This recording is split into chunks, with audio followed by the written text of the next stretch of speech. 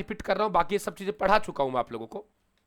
क्या मेरी बात को समझे बेटा कि केसर सिंह बारेट का जन्म ध्यान रखना 1872, भाई का निकालो तो आप लोग 1883 72 में 11 जोड़ देंगे और बेटे का निकालेंगे तो आप 21 जोड़ देंगे।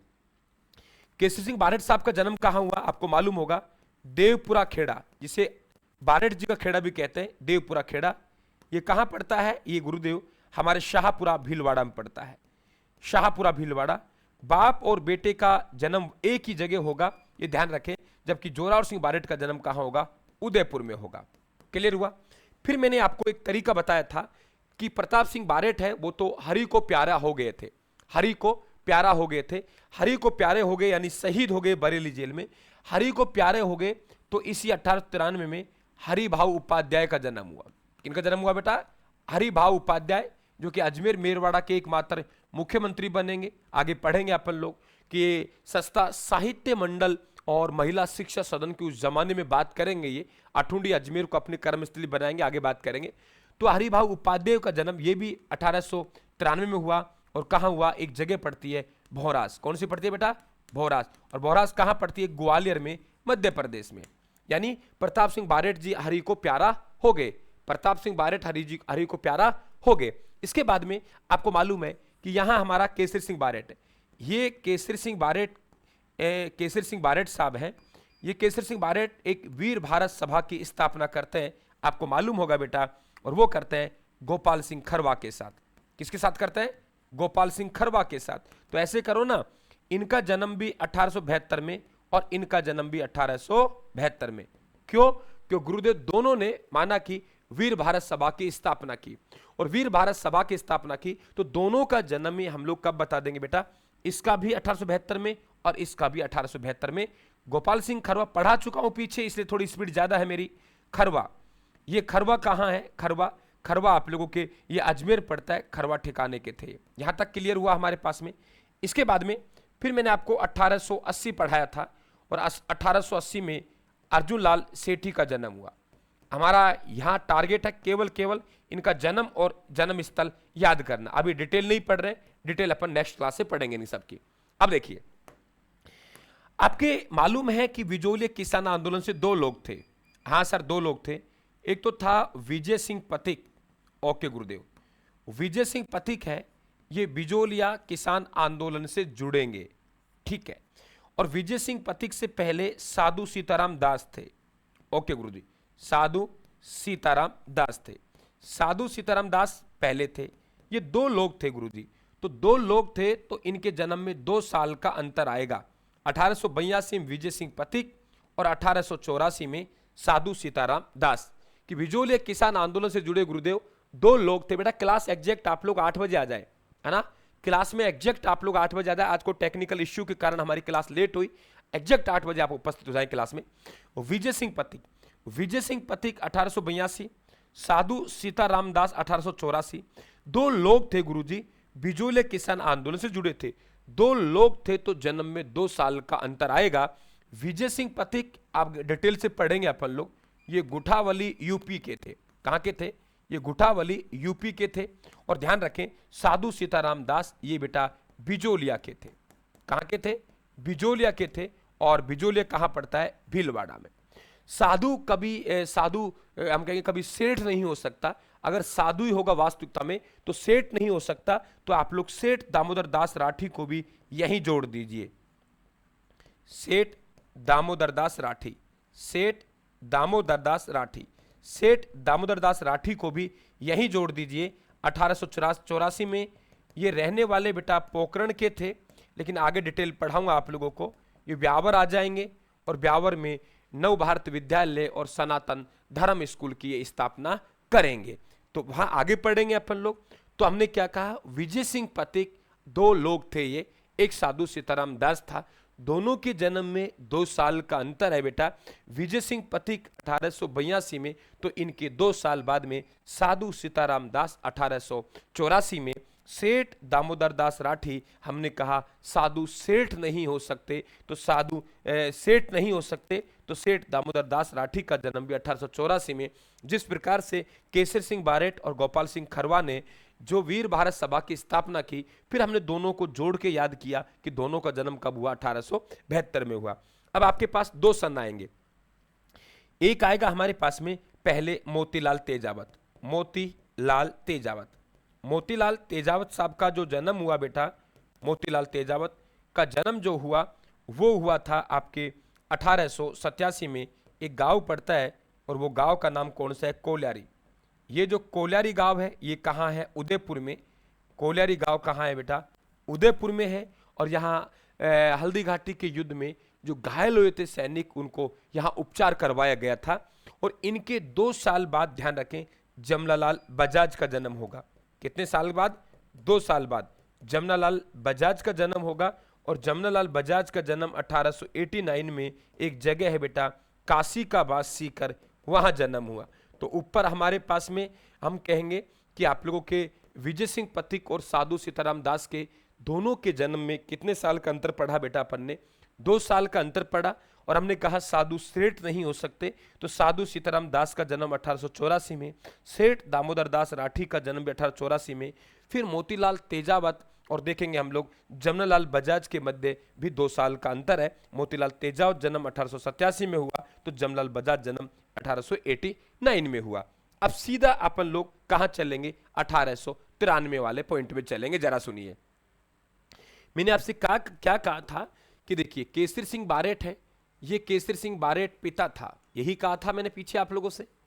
और केसरी सिंह बारेट हम ये कहते हैं कि साहब इनका जन्म है वो 1872 में हुआ। भाई का जन्म है जोरावर सिंह बारेट का, वो जन्म है वो एक और एक, ये 2 भाई थे, तो हम 1 कर 1 2 नहीं, हम 11 गिनेंगे, प्लस 11 करेंगे तो 1883। और फिर हमने कहा कि देखिए बेटा, एक लड़के का जो विवाह है, वो विवाह, एक लड़के का जो विवाह है वो विवाह कम से कम 21 साल की आयु में होता है। तो बाप और बेटे की उम्र में 21 साल का तो हमें अंतर देखने को मिलेगा। क्या कहा मैंने, बाप और बेटे की उम्र में कम से कम अपन लोगों को 21 साल का अंतर देखने को मिलेगा। कितने साल का, 21 साल का। तो ये जो आप लोगों के 1872 है, इसमें आप लोगों ने 21 प्लस किया तो आपको याद आया कि 21 जोड़ते ही आप लोगों का 1893 हो जाएंगे। और 1893 में प्रताप सिंह बारेट का जन्म हुआ, अपन लोगों ने पढ़ा उदयपुर में। फिर मैंने कहा प्रताप सिंह बारेट साहब है, ये शहीद होंगे यानी हरि को प्यारे हो जाएंगे। तो 1893 में हमारे पास एक जन्म होता है हरि भाव उपाध्याय। याद कैसे करेंगे कि प्रताप सिंह बारेट है वो हरि को प्यारा हो गए, यानी हरि भाव उपाध्याय। हरि भाव उपाध्याय है, इनका जो जन्म हुआ बेटा, वो जन्म कब हुआ, 1893 में हुआ। कहाँ हुआ, एक जगह है भोरास। भोरास कहाँ पड़ता है, हम लोग कहेंगे ग्वालियर मध्य प्रदेश में। ग्वालियर मध्य प्रदेश में, ग्वालियर मध्य प्रदेश, ग्वालियर मध्य प्रदेश में। तो हरिभाव उपाध्याय है, 1893 में भोरास ग्वालियर मध्य प्रदेश में इनका क्या होता है बेटा, जन्म होता है। यहां तक क्लियर। इसके बाद में देखेंगे आप लोग, आगे चले हम लोग, तो हमारे पास एक नाम आता है राम नारायण चौधरी। राम नारायण चौधरी, माणिक्यलाल वर्मा और गोकुल भाई भट्ट। देखो सबसे पहले हमारे पास राम का नाम आता है, राम नारायण चौधरी। ध्यान रखना आप लोग, राम का नाम आता है राम नारायण चौधरी। और फिर हम राम के मणि चढ़ाते हैं। क्या चढ़ाते हैं, मणि चढ़ाते हैं। क्या चढ़ाते हैं, मणि चढ़ाते हैं। क्या चढ़ाते हैं, मणि चढ़ाते हैं। माणिक्यलाल वर्मा, माणिक्यलाल वर्मा, माणिक्यलाल वर्मा। और सर मणि तो हम गोकुल में भी जाते हैं, यानी वृंदावन जाते हैं तो मणि तो वहां भी चढ़ाते हैं हम लोग, गोकुल भाई भट्ट। यानी राम और गोकुल में हमें क्या चढ़ाना है, मणि। लेकिन पहले राम फिर मणि फिर गोकुल में, कि राम के मणि चढ़ानी है तो हमें गोकुल मतलब वृंदावन, राम नहीं भगवान कृष्ण है। लेकिन याद करने के तरीके से एक बार यही कहेंगे, राम के अगर हमें मणि चढ़ानी है तो वृंदावन जाना है। ये मैं इसलिए कह रहा हूं क्योंकि तुम गड़बड़ कर सकते हो। गड़बड़ इसलिए कर सकते हो कि इनका जो जन्म हुआ आप लोगों के रामनारायण चौधरी का, ये 1800 और आप लोगों के 96 में हुआ। इनका जन्म 1897 में हुआ और इनका जन्म 1898 में हुआ। कंटिन्यू में तीनों, कहीं आप माणिक्यलाल को ऊपर ले जाएं और गोकुल भाई भट्ट को नीचे ले जाएं, ये गड़बड़ आपको नहीं करनी है। इसलिए एक लाइन ध्यान रखना, राम के अगर हमें मणि चढ़ानी है तो गोकुल मतलब वृंदावन जाना पड़ेगा। वृंदावन में राम नहीं मिलेंगे, भगवान श्री कृष्ण मिलेंगे। लेकिन याद करने की दृष्टि से हम यही बोलेंगे कि देखो सर, राम के यदि हमें मणि चढ़ानी है तो गोकुल जाना पड़ेगा। राम के यदि हमें मणि चढ़ानी है तो गोकुल जाना पड़ेगा, राम नारायण चौधरी, माणिक्यलाल वर्मा, गोकुल भाई भट्ट। हमारे पास राम नारायण चौधरी, इनका जो जन्म होगा वो बेटा नीम का थाना में होगा। अभी डिटेल पढ़ेंगे अपन इनकी, लेकिन पहला काम है मेरा कुछ आप लोगों को दिमाग में डाल देना, है ना। और आपके माणिक्यलाल वर्मा है, इनका आपको मालूम होगा, इनका जन्म बिजोलिया में हुआ है। कहाँ हुआ है? बिजोलिया में, ठीक है, बिजोलिया भीलवाड़ा में। साधु सीताराम दास का भी यहाँ हुआ है, इनका भी यहाँ हुआ। गोकुल भाई भट्ट, ये हमारे एक गांव पड़ता है हातल गांव, आगे आपको एकीकरण में भी हम चर्चा करेंगे, की है मैंने पीछे, हातल गांव सिरोही। सिरोही में हमारे दो व्यक्तित्व जन्मे हैं बेटा, एक हातल गांव सिरोही में गोकुल भाई भट्ट का जन्म हुआ, और एक सिरोही का गांव पड़ता है रोहिड़ा गांव। उस रोहिड़ा गांव में हमारे गौरी शंकर हीराचंद ओझा, जिसे आप लोग जीएस ओझा कहते हैं, जिन्होंने हिंदी में प्राचीन लिपि माला लिखी, उनका जन्म 1863 में रोहिड़ा गांव में हुआ, लेकिन वो एक साहित्यकार थे। ठीक है, आगे चलते हैं। अब यहां तक आप देखो, हमारे 1899 में दो आदमियों का जन्म होगा। कितने आदमियों का? दो आदमियों का जन्म होगा। कौन कौन? देखो, हमारे जय नारायण व्यास, क्या कहेंगे? जय नारायण व्यास, या आप लोग कह दीजिए पंडित हीरालाल शास्त्री। पंडित हीरालाल शास्त्री, पंडित हीरालाल शास्त्री का जो जन्म हुआ वो 1899 में कहाँ हुआ? जोबनेर कस्बा पड़ता है, उपखंड है, तहसील है, और जोबनेर कौन सा बनेगा आप लोगों के? जयपुर। और फिर हमारा जय नारायण व्यास, जय नारायण व्यास का जन्म हुआ, ये भी 1899 में कहाँ हुआ? जोधपुर। तो आपकी एक सीक्वेंस बनेगी, राम के मणि चढ़ानी है तो गोकुल जाना है, तो हरि की जय जयकार होगी। लिखिए, राम के मणि चढ़ानी है, गोकुल जाना है, तो हरि की जय जयकार होगी, तो ही हरि की जय जयकार होगी। यहाँ दोनों के दोनों 1899 में आएंगे। क्या कहा मैंने? राम के मणि चढ़ानी है तो गोकुल जाना पड़ेगा, तो ही हरि की जय जयकार होगी। राम के मणि चढ़ानी है तो गोकुल जाना पड़ेगा, तो ही हरि की जय जयकार होगी। राम नारायण चौधरी, माणिक्यलाल वर्मा, गोकुल भाई भट्ट, तो ही हरि पंडित हीरालाल शास्त्री, और फिर जय नारायण व्यास कि हमें राम के मणि चढ़ानी है तो गोकुल जाना पड़ेगा, तो ही हरि की जय जयकार होती है, तो ही हीरा की जय जयकार होती है। समझ गए आप लोग? ये चीजें याद हो गई आप लोगों के? कोई दिक्कत मेरे हिसाब से आपको नहीं होनी चाहिए किसी विद्यार्थी को। एक बार मैसेज कर दे बेटा, एक बार मैसेज कर दें, और एग्जैक्ट आप लोग सब विद्यार्थी 8 बजे उपस्थित हो जाएं क्लास में। कई बार क्या होता है, कोई टेक्निकल इश्यू होते हैं, तो उनकी वजह से हमें कई बार देखना पड़ता है, हो जाती है समस्याएं।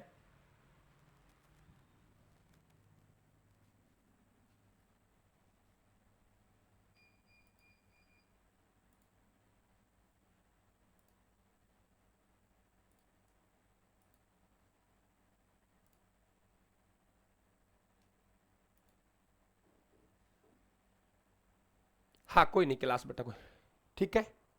दिक्कत कहीं भी किसी प्रकार की, कहीं भी दिक्कत हो मुझे बता, आगे बढ़ूं मैं।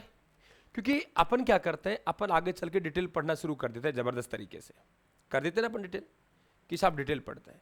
और एक्चुअल में होता क्या है कि चीजें अपन को पीछे वाली अपन को समझ में नहीं आती है, और वहां अपन लोग संघर्ष करते रहते हैं कि सर कौन सा क्रांतिकारी का जन्म कब हुआ, कहाँ हुआ। वो डिटेल, मेरा काम ये है कि कुछ चीजें तो अपन पहले से याद रखें ना, ये वहां याद थोड़ी होंगी, वहां तो बिल्कुल याद नहीं होंगी। अब आपके मन में कॉन्फिडेंस रहेगा कि सर आप ये पढ़ाएंगे, सर ये पढ़ाएंगे, अब मैं क्रम से ही चलूंगा, इसी क्रम में आपको दिक्कत नहीं आएगी। सबसे बड़ी बात तो ये है, क्योंकि एकदम हम लोग नहीं करना, हमें वो काम नहीं करना जो हमें दिक्कत करता है। ठीक है, अब देखिए, इन सब का बल सागर में डूब गया। एक बात कह रहा हूं मैं, इन सब का बल सागर में डूब गया, इन सब का बल सागर में डूब गया, इन सब का बल सागर में डूब गया, बलवंत सिंह मेहता। इन सब का बल सागर में डूब गया, बलवंत सिंह मेहता। इन सब का बल सागर में डूब गया, बलवंत सिंह मेहता। इन सब का बल सागर में डूब गया, बलवंत सिंह मेहता। सागर मल गोपा, सागर मल गोपा, सागर मल गोपा।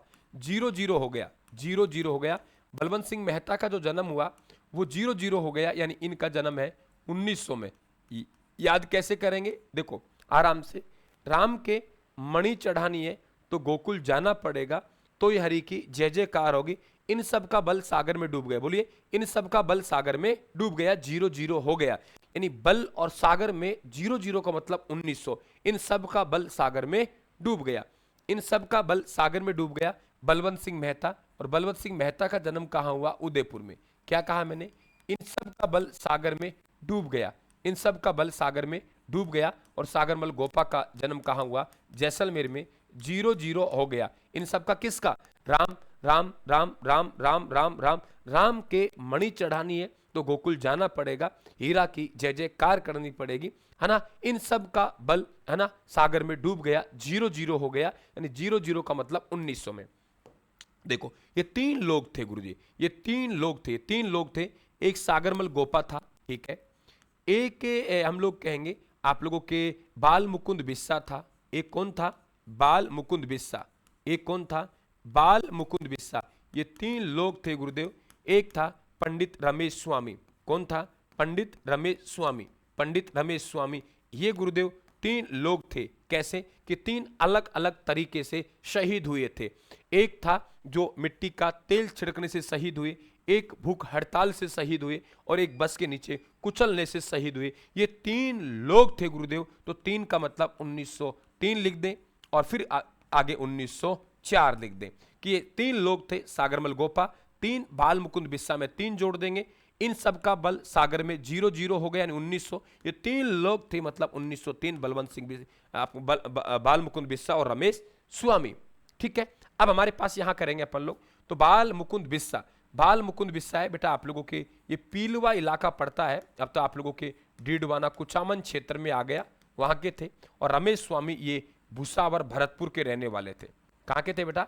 भुसावर भरतपुर के रहने वाले थे। क्या मेरी बात को समझे? कोई दिक्कत आप लोगों को? ये 3 लोग थे गुरुजी। जब 3 लोग हैं तो तीनों को एक स्टेप में लो। पहले बलवंत सिंह मेहता, है ना, भूख हड़ताल से, फिर सागरमल गोपा मिट्टी का तेल छिड़कने से, और उसके बाद में बाल मुकुंद पंडित रमेश स्वामी जो बस के नीचे कुचलने से। पंडित रमेश स्वामी बेटा बस के नीचे कुचलने से। याद हो गया? ये 3 लोग थे। यहां तक क्लियर? अब देखो, अब आपको वैसे याद रखना पड़ेगा, अब हमारे पास कोई तरीका नहीं है। देखो अब हमारे पास भोगीलाल पांडे के 3 लोग थे, है ना, ये ध्यान रखें आप लोग। तो हमारा भोगीलाल पांडे ये भी आप लोगों के यहीं पे आएगा, भोगीलाल पांडे। तो भोगीलाल पांड्या है, भोगीलाल पांड्या ये अभी 1904 में। और कहां जन्मेंगे ये ध्यान रखें आप लोग? एक जगह है सीमलवाड़ा। कौन सी है बेटा? सीमलवाड़ा डूंगरपुर में, यहां इनका जन्म हुआ। इसके बाद में हमारे पास टीकाराम पालीवाल जो राजस्थान के आप लोगों के पहले निर्वाचित मुख्यमंत्री बनेंगे। टीकाराम पालीवाल और राजस्थान के पहले उप मुख्यमंत्री भी थे। इनका जन्म 1907 में हुआ और एक जगह पड़ती है मुंडावर दौसा। मुंडावर दौसा में इनका जन्म हुआ। बस 2-3 और बचे। इसके बाद में आप लोग सीधा आएंगे 1916 में। हमारे पास में यहाँ पे मोहनलाल सुखाड़िया। मोहनलाल सुखाड़िया जो राजस्थान के सबसे लंबे कार्यकाल के लिए मुख्यमंत्री रहे, वो मोहनलाल सुखाड़िया का जन्म है वो 1916 में हो रहा है नाथद्वारा में। कहाँ हो रहा है बेटा? नाथद्वारा। और नाथद्वारा कहाँ पड़ता है? राजसमंद में पड़ता है। क्लियर? इसके बाद में हमारे पास नाम आता है कौन सा? हरिदेव जोशी साहब। और हरिदेव जोशी का जो जन्म हुआ वेरी इंपॉर्टेंट, वो आपके 1921 में हुआ और खांडू बांसवाड़ा में। ये भी आपके मुख्यमंत्री रहे। आपको मालूम है 3 कार्यकाल लिए मुख्यमंत्री बने और तीनों में एक बार भी 5 साल का कार्यकाल पूर्ण नहीं किया। क्या मेरी बात को अब मैसेज कर दें आप लोग कि कौन सा क्रांतिकारी कब जन्मा? आप लोगों के याद हुआ कि नहीं हुआ? पहला अपना टारगेट बेटा यही था कि कौन सा क्रांतिकारी कब जन्मा। क्या कहा मैंने?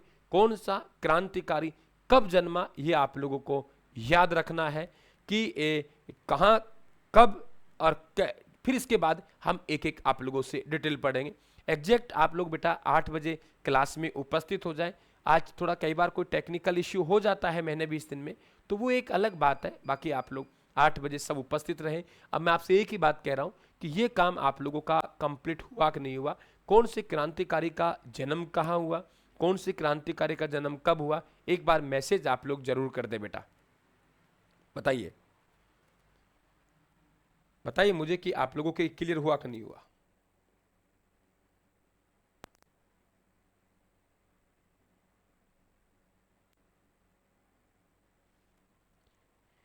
हो गया? तो अब अपन आज थोड़ा देरी से हुई, नेक्स्ट क्लास वही अपने अब एक एक की डिटेल पढ़ेंगे। इसे सारणी को कंप्लीट कर लें आप लोग, देरी के कारण छोटी क्लास हो पाई, तो आप लोग बेटा इस सारणी को पूरी तरीके से कंप्लीट कर लें। कौन क्रांतिकारी कब जन्मा, कहाँ जन्मा, और फिर अपन नेक्स्ट क्लास से एक एक की डिटेल अपन लोग पढ़ेंगे बहुत विस्तार के साथ। बहुत मजा आएगा इस टॉपिक में और सवाल भी अपन लोग लेके आएंगे। ठीक है, एग्जैक्ट आप लोग सब 8 बजे उपस्थित हो जाए बेटा रेगुलर। थैंक यू, धन्यवाद। आज थोड़ी क्लास छोटी जरूर रहेगी, है ना, क्योंकि थोड़ा देरी से शुरू हुई थी, इसके लिए मैं माफी चाहता हूं आपसे।